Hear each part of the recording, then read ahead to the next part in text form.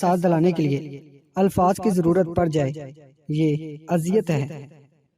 کوئی بھی ہمارا نہیں ہوتا، ہم جس کے بارے میں سوچ رہے ہوتے ہیں اس کی لگن کسی اور طرف ہوتی ہے۔ یہ بات ہمیں بڑی دیر میں سمجھ آتی ہے۔ مرد چاہے جیسا بھی مکان بنا لے، لیکن اس مکان کو گھر کی شکل دینے کے لیے عورت کا محتاج ہوتا ہے۔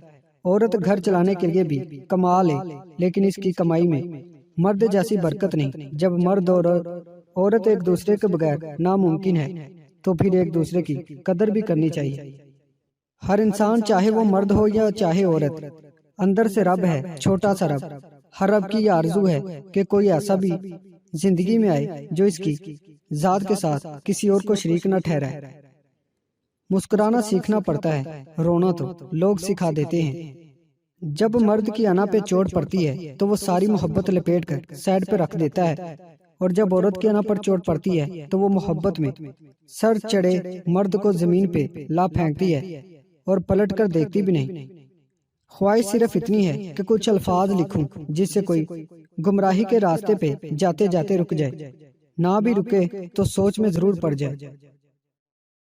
بہت سے رشتے ختم ہونے کی وجہ یہ بھی ہوتی ہے، ایک صحیح بول نہیں پاتا، دوسرا صحیح سمجھ نہیں پاتا۔ خوش قسمتی یہ نہیں ہوتی کہ آپ کی زندگی میں کوئی دکھ نہ آئے، ایسا تو ممکن ہی نہیں۔ خوش قسمتی جانتے ہیں کیا ہے؟ خوش قسمتی یہ ہے کہ جب بھی کوئی دکھ ملے، ایک کندھا ہو جس پر سر رکھ کے ہم رو سکے، ایک انسان ہو جس کے سامنے اپنی رام کہانی بیان کر سکے، اور ایک رشتہ ہو جو ہمارے ساتھ ساتھ خود بھی آنسو بہاتے ہوئے ہمیں سینے سے لگا لے۔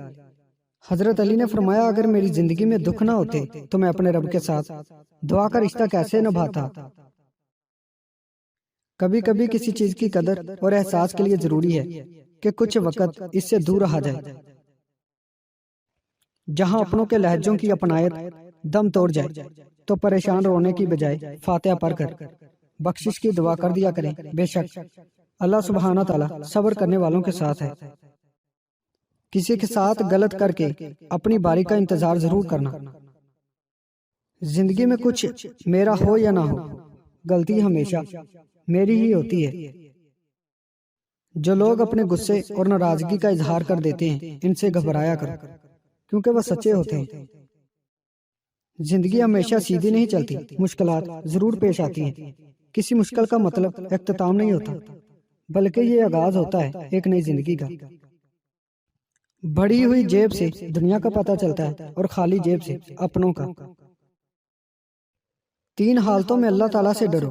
نمبر 1 غرور سے، نمبر 2 حرص سے، اور نمبر 3 خود پسندی سے۔ امید کرتا ہوں دوستو آج کی ویڈیو آپ کو پسند آئی ہے۔ ویڈیو پسند آئی ہے اس کو لائک کریں، ہمارے چینل کو سبسکرائب کریں، اور ساتھ ہی ہمارے فیس بک پیج کو لائک کرنا مت بھولیے گا۔ شکریہ۔